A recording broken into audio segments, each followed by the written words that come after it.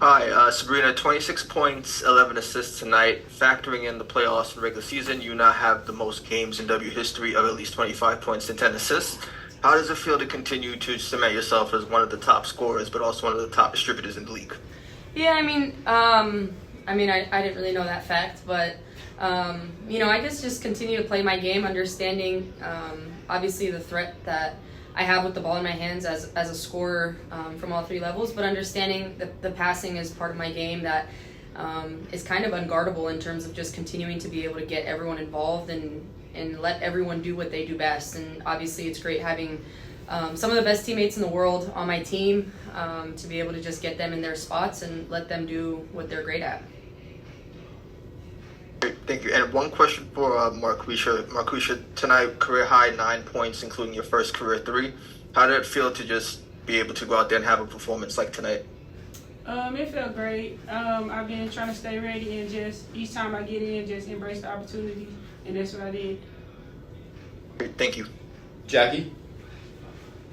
Hi all, congrats on the win. I guess just for Sandy, and this is not necessarily about the game itself, but just having Courtney there on the bench with you guys, how did that feel? And obviously just following up, what was it like to sort of embrace her for the first time? Yeah, obviously we did that. When did she come back? A few days ago, yesterday when we saw her. So it's great to have her back with the team, and she means so much for us. She's been through so much, but yeah, it's good for her to come out on the bench tonight, and be a part of that because she, even though she hasn't been playing, we've been doing our best to represent her well, but we look forward to having her back soon. Thank you. Gabe?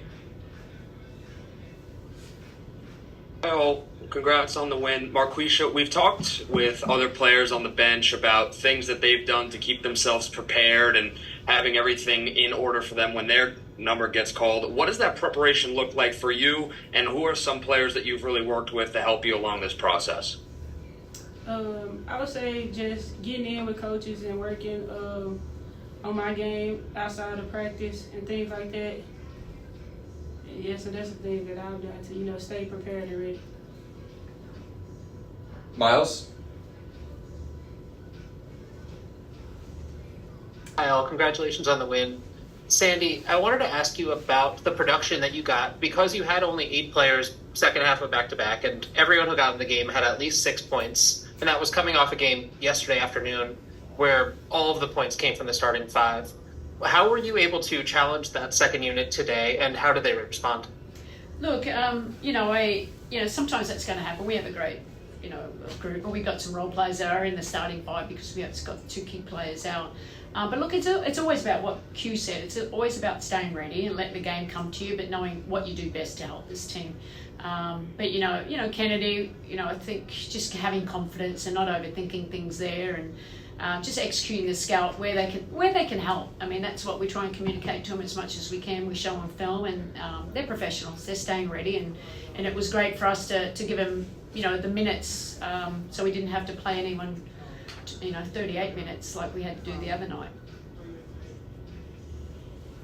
We'll go to Brian. Hi everybody. For Sandy, in the second quarter, you guys had, I would say, your best second quarter of the season. What do you think the group really did right in that quarter, and how do you think you can sort of take this and apply it to other games going forward?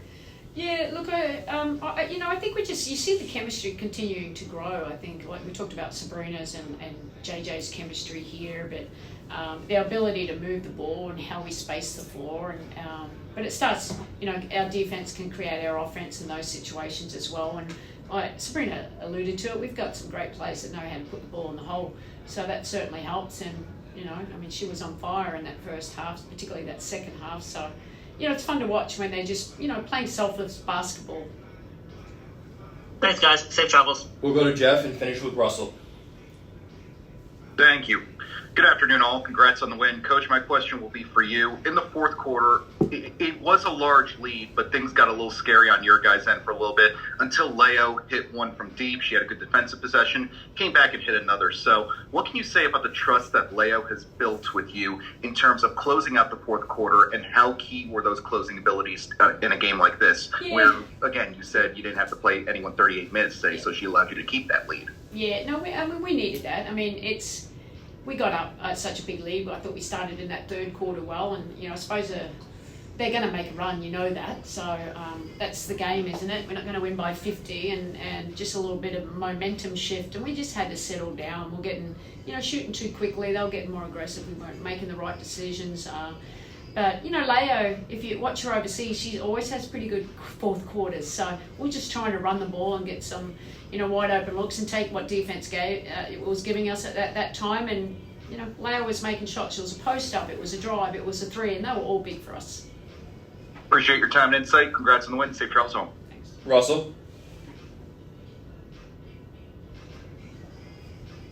Hi everyone, congrats on the win. Sandy, just wondering, over these last few games when you've been down to 8 players, you've seen everybody kind of step up at different times. Just wondering if maybe your confidence level has changed at all in your second unit, and as players start coming back, has it maybe changed how you'll use your bench going forward when you're at full strength? Good question. We trust our bench, you know what I mean?